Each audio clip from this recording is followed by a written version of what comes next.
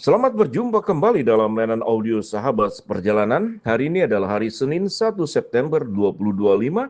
Tema renungan saat teduh kita dengan judul Mencabut Akar Pahit. Firman Tuhan terambil dalam Efesus 4 ayat 31 sampai dengan ke-32. Segala kepahitan, kegeraman, kemarahan, pertikaian dan fitnah hendaklah dibuang dari antara kamu. Demikian pula segala kejahatan. Tetapi hendaklah kamu ramah seorang terhadap yang lain, penuh kasih mesra dan saling mengampuni, sebagaimana Allah di dalam Kristus telah mengampuni kamu. Mari kita berdoa. Bapa yang di dalam surga, kami bersyukur bahwa Allah memberikan segala yang indah, yang manis, dan yang terbaik di dalam hidup kami, sehingga kami diajarkan bagaimana bisa mengatasi segala yang pahit yang terjadi dalam hidup kami. Dalam nama Tuhan Yesus kami berdoa, amin. Shalom sahabat seperjalanan yang dikasihi Tuhan, kita berbicara tentang mencabut akar pahit. Kalau kita berbicara bagaimana Allah merancang seluruh hidup manusia, maka rancangan Allah adalah rancangan yang indah, rancangan terbaik, rancangan yang benar, rancangan kudus, dan membawa sukacita yang terbaik untuk manusia yang diciptakannya. Namun karena manusia jatuh di dalam dosa, maka manusia kemudian seringkali saling menyakiti, saling kemudian menyikut, saling menghancurkan, bahkan bisa saling membinasakan, dan tidak menutup kemungkinan yang namanya saling membunuh. Dan itu terjadi dari Perang Dunia Pertama, Perang Dunia Kedua. Lalu kita berbicara tentang ketakutan dunia saat ini, terjadinya Perang Dunia Ketiga di tengah-tengah konflik berbagai bangsa di tengah-tengah dunia ini. Sahabat seperjalanan yang dikasihi Tuhan, itu berbicara tentang keadaan, tapi akar pahit bisa ditimbulkan oleh pengalaman-pengalaman hidup yang kita alami. Setiap kita tentu ada pengalaman suka dan duka, ada pengalaman menyenangkan, dan ada pengalaman yang menyakitkan sampai kemudian menjadi akar pahit. Kalau kita berbicara tentang kebenaran firman Allah, ternyata akar pahit bisa menimbulkan persoalan yang jauh lebih berat. Kita lihat, pada ayat yang 31 dimulai dengan kata segala kepahitan. Kemudian dari kepahitan timbullah kegeraman. Setelah kepahitan dan kegeraman timbullah kemarahan. Geram dan marah itu adalah kata yang sama, tetapi diulang seakan-akan dengan bahasa yang berbeda untuk menekankan betapa marahnya yang menimbulkan kepahitan.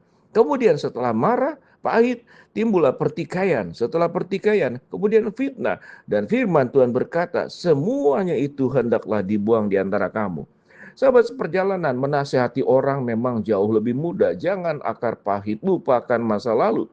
Tetapi bagi kita yang mengalaminya, tidak semudah seperti orang yang berucap dan menasihati. Sehingga memang yang paling mudah dalam dunia ini salah satunya adalah menasihati orang, yaitu kata-kata. Tetapi yang paling berat adalah bagaimana kita yang melewatinya, mengalaminya, sebuah kehidupan di dalam segala kepahitan. Kepahitan bisa terjadi di dalam berbagai macam bentuk dan oleh orang-orang siapapun. Tetapi yang paling menyakitkan tentu adalah kepahitan yang ditimbulkan oleh orang-orang yang kita percayai, oleh orang-orang yang kemudian yang kita cintai, yang dekat dengan kita. Ada seorang anak remaja yang konseling kepada saya. Bagaimana kemudian dia diperlakukan buruk oleh pamannya, dilakukan pelecehan seksual. Sementara ayahnya itu sangat mempercayai anaknya, dititipkan kepada pamannya karena sibuk bekerja atau karena aspek yang lainnya. Berarti ini bagaimana anak diperlakukan paman dengan secara buruk. Bagaimana istri diperlakukan secara buruk oleh katakanlah suaminya.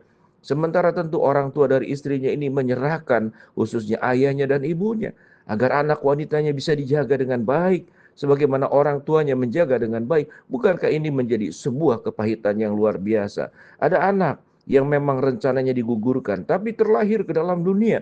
Akhirnya setelah dia berangkat menjadi remaja, dia tahu bahwa dia tidak dikehendaki kelahirannya. Dan dia sudah diupayakan pengguguran kandungan, namun tak ternyata dia terlahir dengan kondisi badan yang tidak sempurna, ada cacat karena pengaruh obat. Tentu ini menjadi sebuah kepahitan dan akar pahit yang membuat kita marah, yang membuat kita geram, yang membuat kita kemudian bisa berkata-kata yang buruk dalam setiap hidup kita, bertingkah laku buruk. Dan kemudian kita menutup masa depan kita. Kita bukan menjadi orang yang sibuk memikirkan masa depan, lalu mengisi hari ini bagaimana dengan baik, tetapi memikirkan segala kepahitan. Kita menjadi orang yang terus hidup di dalam perangkap, katakanlah masa lalu yang terjadi. Firman Tuhan mengatakan kalau Tuhan sudah memberikan kepada kita yang baik, Rancangan Tuhan adalah rancangan terbaik. Rancangan Tuhan adalah rancangan yang indah. Dan Tuhan akan memimpin langkah ke depan kita. Sesuatu yang terjadi di masa lalu tidak pernah kita bisa ubah kembali. Sebagaimana berjalannya waktu. Waktu kemarin tidak bisa kita tarik pada hari ini.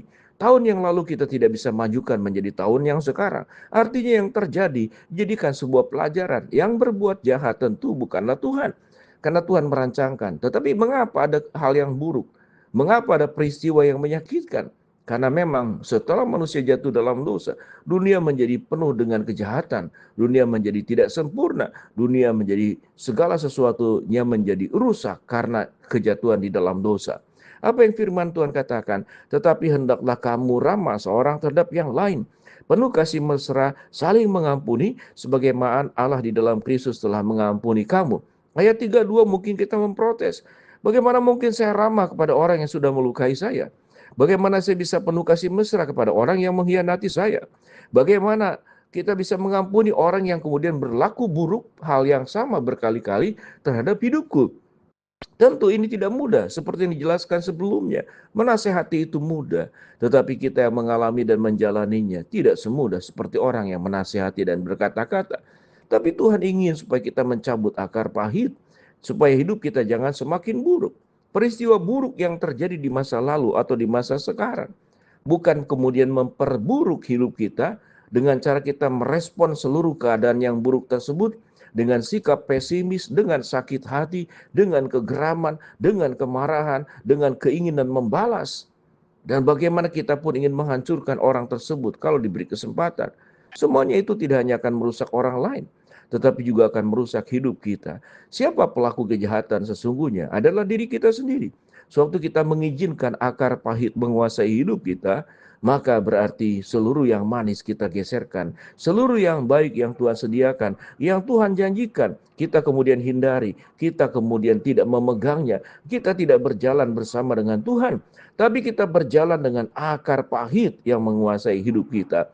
Mari sahabat, perjalanan kita berjuang dalam hidup ini, agar Tuhan sungguh mengubahkan hidup kita menjadi pribadi-pribadi yang terus berjalan ke depan, menatap ke depan, yang Tuhan katakan, aku memberikan rancangan damai sejahtera, bukan rancangan kecelakaan, masa depan yang penuh dengan harapan. Dengan sikap demikianlah, maka kita sedang menyayangi diri sendiri, kita sedang mencintai kehidupan yang sudah menjadi anugerah buat Tuhan. Kita kemudian membuka jalan yang lebar, bukan membentuk tembok yang kemudian menghalangi jalan perjalanan hidup kita ke depan. Dengan demikian, sahabat seperjalanan, mari kita berjuang untuk mencabut akar pahit. Setiap orang punya akar pahit, setiap orang punya pengalaman yang tidak menyenangkan, setiap orang punya pengalaman yang menyakitkan, hanya bentuknya saja yang berbeda. Tetapi tidak setiap orang menyikapi akar pahit itu dengan sikap yang benar bersama dengan Tuhan. Kalau firman Tuhan hari ini sudah mengajarkan, cabutlah akar pahitmu, jangan engkau terus menjaga akar pahitmu yang merusak kehidupanmu. Maka dengan membuka diri kepada Allah, dipengaruhi Allah, Tuhan akan menuntun masa depanmu menjadi terang benderang, menuntun jalan hidupmu menjadi penuh dengan kekuatan. Sekalipun hidup tetap akan menghadapi masalah, Tuhan akan menolong kita mencabut akar pahit. Mari kita berdoa. Bapa yang di dalam surga, terima kasih buat kebenaran firman Allah yang kami pelajari. Hamba-Mu berdoa buat sahabat seperjalanan yang sakit, Tuhan jamah sembuhkan, yang sedang menghadapi masalah, Tuhan bukakan jalan, yang sedang berdoa mengharapkan sesuatu, Tuhan kabulkan dengan cara dan waktu Tuhan yang terbaik. Di dalam nama Tuhan Yesus kami berdoa. Amin. Shalom, Tuhan memberkati kita.